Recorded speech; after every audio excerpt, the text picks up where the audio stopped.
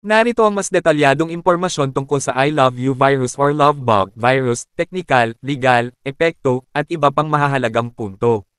Teknal na detalye. Ang virus ay isang worm na nakasulat sa vibstrip.vbs. Attack vector, isang email na may subject na I Love You virus, at attachment na pinangalanang Love Letter for You, txt.vbs.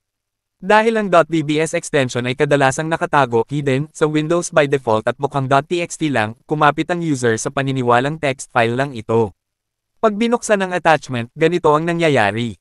Mag-o-overwrite ng maraming local files gaya ng Office Docs, images, nakahide lang ang MP3 files imbes na burahin. Kukunin ang lahat ng contacts mula sa Outlook address book, at kusang magpapadala ng sarili nito, ang worm, sa lahat ng addresses doon, self-replication via email. May bahagi ring code na nagnanakaw ng passwords para makakuha ng access sa internet lalo na sa panahon na dial-up pa. Sino ang lumikha, kasangkot? Onel de Guzman, estudyanteng Filipino na galing sa AMA Computer College sa Manila, ang pangunahing akusado bilang gumawa ng virus. Sinasabing bahagi ito ng thesis proposal niya na tumatalakay sa programang makakakuha ng internet access passwords.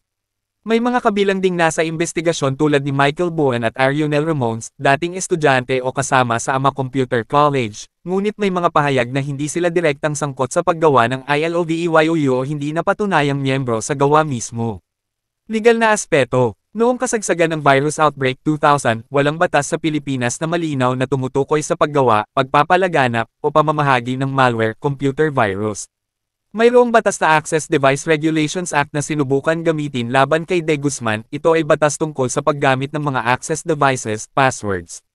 Paglipas ng outbreak, ipinasa ang Republic Act No.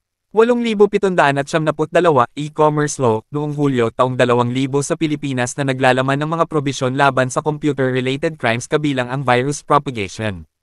Pero hindi ito maaaring ipataw retrospektibo laban kay De Guzman dahil sa prinsipyong ex post facto sa saligang batas hindi pwedeng gawing kriminal ang isang gawain na legal pa noon. Epekto at saklaw. Milyong-milyong computer sa buong mundo ang nahawaan sa loob ng ilang araw, tinatayang aabot sa 45 milyon devices. Napinsala ang maraming files, nawala ng mahalagang dokumento, at maraming institusyong negosyo, government ang kailangang mag-shutdown o mag-disconnect para mapigilan ang pagkalat. Ang tinansya na gastusin dahil sa pag-alis ng virus, pagkawala ng oras at trabaho, repair, pati downtime ng mga negosyo at ahensya, umabot sa bilyon-bilyon ng dolyar, estimasyon ay nasa $5-10 billion depende sa source. Aral at legacy. Nagpakita ito kung gaano kaina ang security kapag may social engineering tactics na ginagamit, simpleng emosyon, pag-ibig, curiosity, trust, at ignorance sa teknolohiya. Kahit may teknikal na sistema, madali itong matanggal kung hindi alerto ang tao. Nagudyok ito ng paglikha at pagpapasa ng mga batas para sa cybercrime hindi lang sa Pilipinas kundi sa maraming bansa.